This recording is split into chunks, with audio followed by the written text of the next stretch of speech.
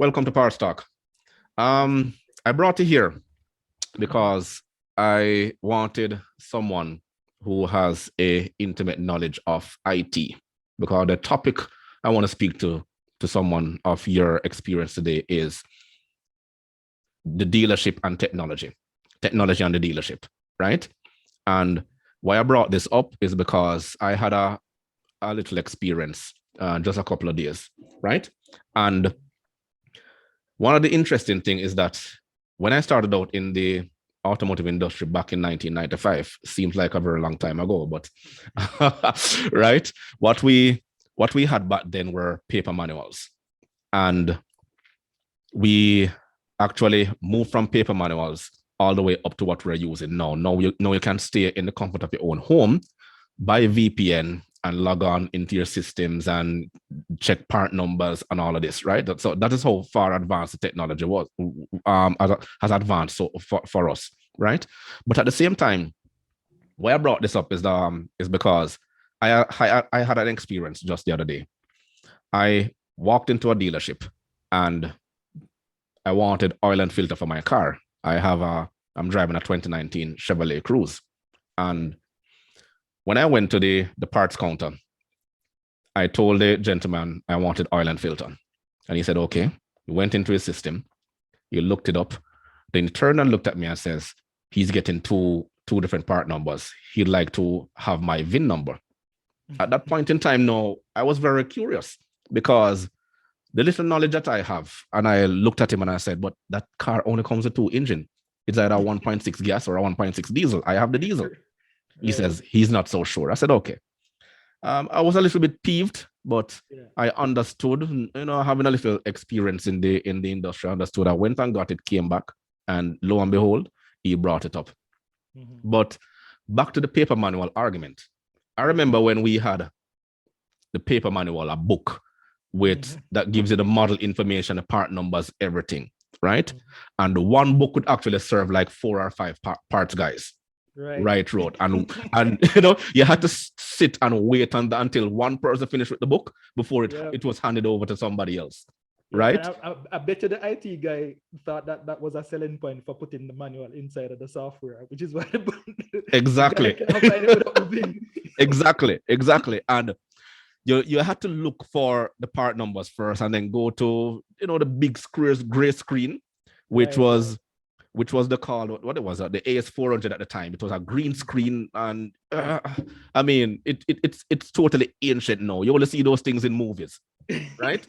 And the only thing you got from it was like 10 different prompts, and then you had different sections to go in it. When you actually searching for a part, it only gave you the part number, the price, and the location. That's it.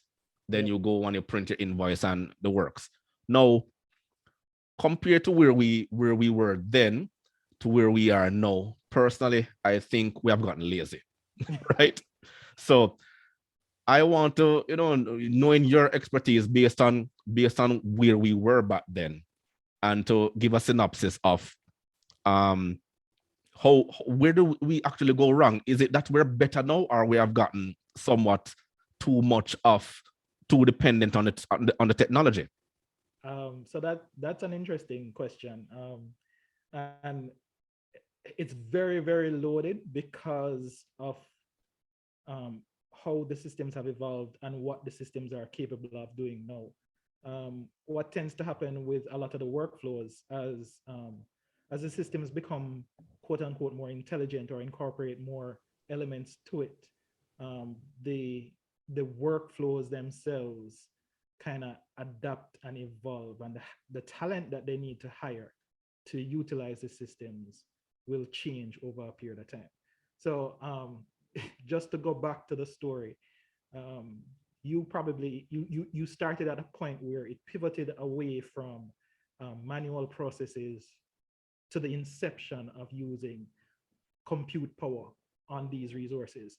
And for the IT department and for the strategic business interests at the time, they probably thought it would have been brilliant getting this all in there.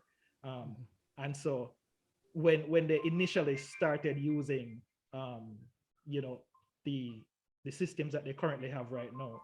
What the hell? Right. The systems that they currently have right now, um, the idea was to put all of that inventory material into a system that would allow 4 keystrokes and get you back information.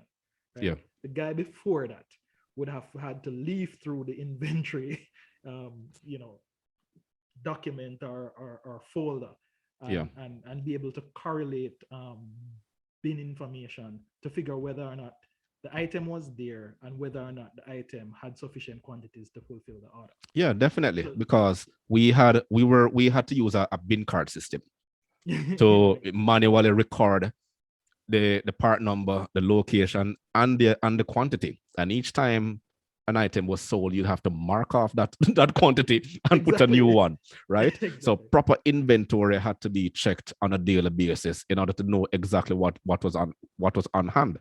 right. So if you even look at supermarkets and stuff like that back in the day, um, they had similar problems. So to reconcile inventory for them could only be like a quarterly or half yearly occurrence, Mhm. and it's the same thing in the automotive industry. Um, a, a close enough reflection of inventory really required you to not only consistently reconcile information, but be able to consistently deduct information at the point of sale Yes. so that you could reconcile those numbers. Yeah. Now you move from that AS400 system to something that um, probably had a little bit more intelligence at the terminal end. And what you find happening is they started baking a lot more information into some kind of tie-in hash. And what that tie-in number was going to be was it was going to be something like a VIN number, Yeah. right? So once you start using like the VIN number as like the core of doing anything in the system, um, you find that the workflows are kind of hinged around VIN. And the more people you onboard, the more they kind of view everything as central to that single point that the system depends on. And they can't function if the system doesn't give them back that information. Yeah. You fast forward to where we're at now, and they've embedded so much information on the systems and hinge that information on VIN numbers that what to us might seem like ignorance is really somebody who is incapable of processing without the information that the system requires. So if they don't have the VIN, they cannot function. You Nothing in can't. the Yeah, system will function. exactly. Exactly. And Yeah, there's because I remember when I was when I just started out and I had mentors at that time, and they would give me the manual and say, "Young man, in order for you to move forward, you need to know this book." And it had four cover to sections in cover. it. Yeah, it had four sections. You had the engine, the chassis, the body, Mhm. then Yeah. electrical. It was the early 2000s that they started adding that they added accessories to it as a fifth Yeah. element, Mhm. right? But we had to depend on memory and innovation of the mind to, but it actually helped us because when somebody walked in and said they have a 1995 Corolla, they need this part, blah blah blah, you automatically know, you know the part number. Right. Mhm. You knew the part number. You didn't have to depend on to go into the system to check to see exactly which one it was. You knew Mhm. offhand. So Right. we were much faster given the resources we had at the time. Yeah. So there's a pro and a con to that. Yeah. The pro of the older systems is that the end users, from the system perspective, that would be the person who's punching in the information.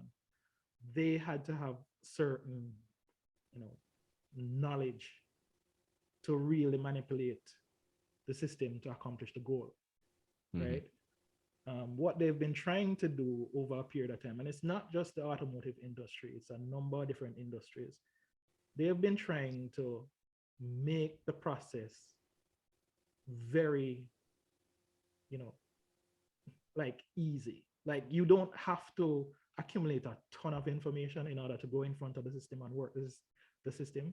And they wanted the singular platform to be able to do so many different things. So Yeah. when you probably started out, the system had probably about 5 options in the menu.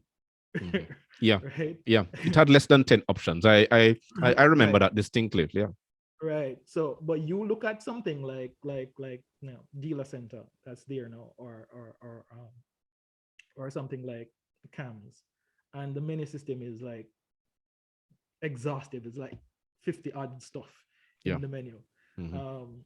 and practically all of those workflows, all of those little menu options, they all have a little thing that you need to click, or a number that you have to remember, and the sequences are completely different than before, and there is no there for every single menu option, the manual override is in itself an involved process. Mhm. So what tends to happen with the end user who's in front of it is that instead of retaining actionable information relating to products and services, Yeah. they're now spending a bunch of time just trying to remember how to get around a single problem that occurs on a single Yeah. screen. Yeah.